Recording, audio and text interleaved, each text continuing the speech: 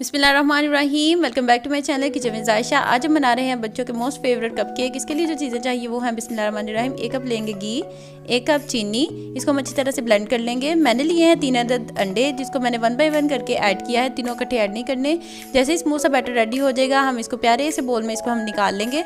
अब हम इसमें ऐड करेंगे मैदा। बिस्मिल्लाहिर्रहमानिर्रहीम। मैंने 2 कप मैदा लिया है, जिसको मैंने हाफ करके इसको छान लिया था। और अब हम इसमें ऐड करेंगे जो हाफ बचा हुआ मैदा है वो, और 2 टेबलस्पून इसमें जाएगा बेकिंग पाउडर। हम इसमें ऐड करेंगे हाफ कप दूध और अच्छी तरह से मिक्स कर लेंगे। 2 टेबलस्पून इसमें जाएगा कोको पाउडर और अच्छी तरह से मिक्स कर लेंगे।